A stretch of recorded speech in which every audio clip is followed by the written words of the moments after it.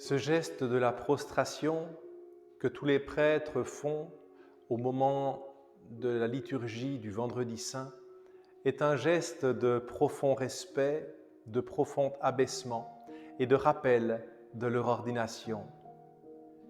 Il fait corps à corps avec la terre, comme Jésus aussi a fait corps à corps avec cette nature humaine qu'il rachetait.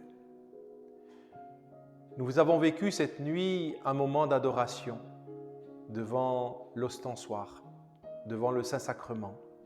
Aujourd'hui, nous nous retrouvons devant la croix, parce que durant la lecture de la Passion, terme qui vient du grec pathos, grande souffrance, eh bien Jésus nous rejoint dans notre imperfection, dans nos contradictions, dans nos faiblesses, dans notre injustice. Il aura souffert cette injustice jusqu'au bout volontairement. Cette croix nous rappelle ce chemin de croix que nous avons parfois à parcourir nous-mêmes. Souvenons-nous aussi que Jésus lui-même a chuté 3 fois durant son chemin de croix. Il a rencontré sur son chemin un Simon de Cyrène qui n'était pas très volontaire pour l'aider. Mais malgré lui, il a participé à soutenir le Christ dans cette souffrance inhumaine, injuste. Peut-être que nous aurons à être de temps en temps des Simons de Cyrène pour les autres, pour ceux qui chutent et qui sont plus faibles. Peut-être que nous serons parfois ceux qui chutent, ceux qui ressentiront l'injustice, ceux qui auront besoin qu'un frère ou qu'une sœur soit à leur côté pour venir les relever, pour les aider à continuer le chemin malgré la dureté de l'épreuve. Dans toutes les églises, les basiliques, les cathédrales ou les chapelles, vous pouvez admirer de magnifiques chemins de croix. En général, il y a 14 stations.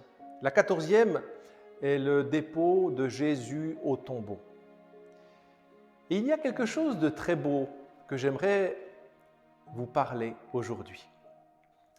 C'est depuis 1958, le 100e anniversaire des apparitions de la Vierge Marie à Bernadette, à Lourdes, a voulu rajouter une 15e et dernière station. C'est celle de la Vierge Marie qui attend la résurrection.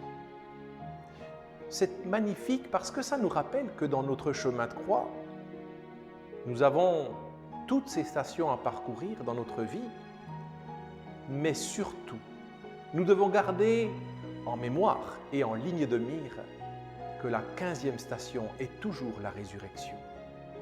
Quelles qu'aient été les chutes, quelles qu'aient été les épreuves, la résurrection, si on continue la mission, si nous sommes fidèles à cette fameuse parole que le Christ sur la croix nous propose, nous serons dans le royaume des cieux.